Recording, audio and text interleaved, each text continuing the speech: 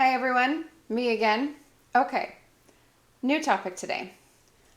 I'm going to ask you to bear with me for a minute. I want to talk to you about something that's good for you, that's good for others, and I'm going to say if you are young, if you're in your teens, if you're in your 20s, even if you're in your early 30s, I'm going to say this, if you can figure this out, it'll be such a game changer for yourself, for your brand, for your reputation. If you are, I'm going to say, closer to midlife, don't excuse this and say, I've been this way my whole life. This applies to everyone. I'm going to talk about how grace for yourself and for others can be a mental and physical game changer. Now, this is not a preachy chat, I promise you. However, I'm going to be real honest and tell you this is a lesson that I learned a long time ago from some pretty incredible women that ended up being amazing mentors and still are. But knowing and acting and doing consistently are very different. Like half the time, I feel that it's more not about what I'm taught, but what I'm reminded that I'm like, oh yeah, that'd be really good if I did it. So this is hopefully not just an aha moment for me because I was reminded of it recently. Yes, I'm going to be very transparent and say I heard it in a sermon from one of our pastors at our church. Not going to be preachy.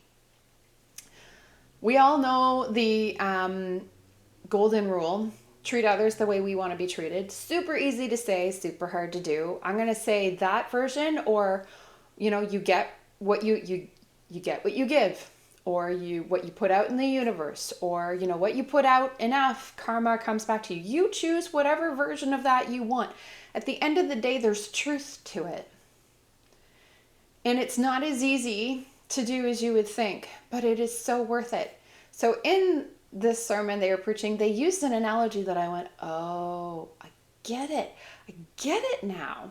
And that's what I want to share is my aha moment. Grace is like water. Now bear with me. I'm sure you have had moments where someone has hurt you, someone has done something, someone has ticked you off. I have been there and I have given them a piece of my mind and then walked away. And then later figured out I probably should have just walked away. I may have made the situation worse with the peace of mind part. Like, have you ever figured out that we judge others by their actions, but we tend to judge ourselves sometimes by our intentions? And if the roles are reversed and we screw up, one of the very first things we try and do is explain, but I was just trying to do this, but my intentions were good. We all do it. Extending grace starts with you. It starts with you realizing that you choose how you react. You can't control what people do to you. You can't, well, to an extent. Please protect your environment. I'm not asking you to be a doormat. On the contrary, I don't ever want you to be a doormat. I want you to be confident. I want you to know your worth. I want you to know your value. I want you to be able to make smart choices that if someone is not good for you, for your environment, for your mind, for your mental state, remove yourself if at all possible. Don't associate with them. But I am going to say everyone needs grace. And you choose if you keep your joy, if you keep your peace, or if you give it away. Now, grace like water. So, here's the analogy they used that I thought was brilliant. Have you ever seen a raging river? Like, water flows. Water is meant to flow. You see a raging river, it's constantly refreshing itself. Now, what happens when the water stops? First, it gets a little murky, then it gets buggy, then it gets slimy. Like, have you ever seen a stanky swamp? No one wants to go near that. That's what it's like in you. Now, that can take the shape of unforgiveness. I love Nelson Mandela's quote. It's hard to live, but it's so true. says that unforgiveness is like drinking poison and expecting the other person to die. Gang, I need you to hear me when I say you need to extend grace to you. Forgiveness is not about the other person. They're not even probably thinking about you anymore or what they did to you. The only one that's harboring it anymore is you. And not having grace for yourself, not forgiving and getting rid of it and releasing it for you is like giving away your emotional power and turning yourself from a beautiful raging river into a stanky swamp, which later in life you harbor that long enough, that stanky swamp stuff can turn and manifest into real physical health challenges. Don't do it. Don't give them that power. Don't give them that right. Grace starts with forgiving and letting go. Does not mean forgetting, does not mean forgiving them. It means moving it forward and releasing it from you so that you don't harbor it, you don't carry around. You say that I'm better despite you. I'm worth joy and peace despite that situation. I give you an example. I remember being young and traveling with my mom, and we're in a different city and we're tourists and we're trying to figure out where we're going, and there's like 1,000 lanes. Not really, but you get the point. It felt like it. And we thought we were in the right one. We were not. And so we had to slowly inch our way over to get in the right lane.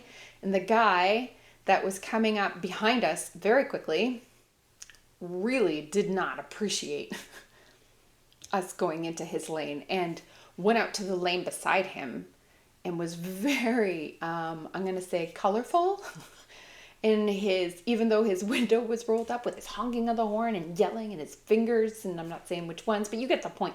He was not happy. And I just remember my mom going, oh, that poor man. I bet you that's going to affect his attitude for the rest of the day. I feel for him. Me thinking, I'm pretty sure, lady, that was meant to affect you. But she wasn't giving him that power. She wasn't being, smug or cocky or any of those things. She was just choosing not to give away her joy and showing grace of, I hope it doesn't affect him all day. I really hope he has a better day. I have reacted in situations where, in hindsight, if I had really understood, I would never have reacted the way I did. I have blown up at people and given them a piece of my mind only to regret it later when I really understood the situation. You want to be the person that extends grace to yourself, but grace is meant to flow through. It's meant to go from you to others. That's how you stay refreshed. You release, and when you release goodness, other people feel it. Be the person that if someone spoke bad about you, no one would believe it anyway. That's hard to do, but you can.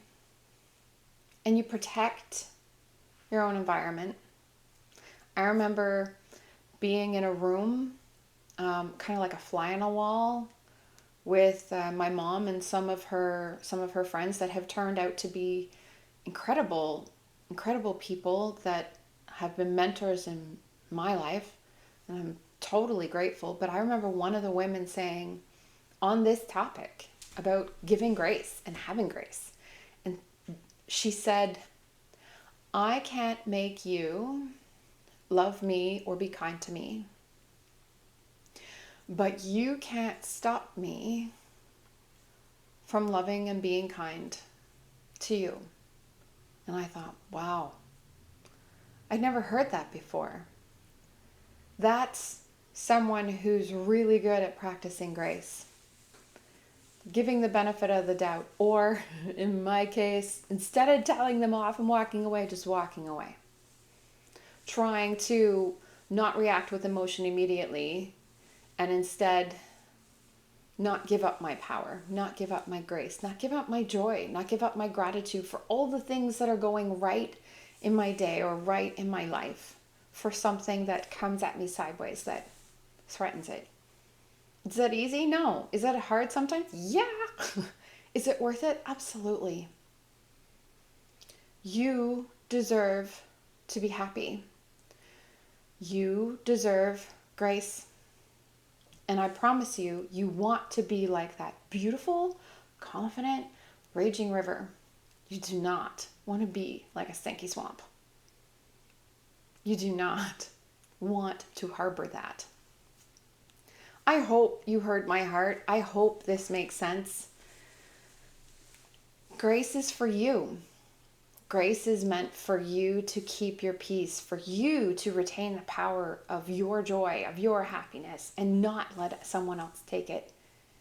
And in the process, you make the world a better place. In the process, you practice kindness. In the process, you build a brand that you may never understand to the full extent of you. People want to be around people that make them feel good.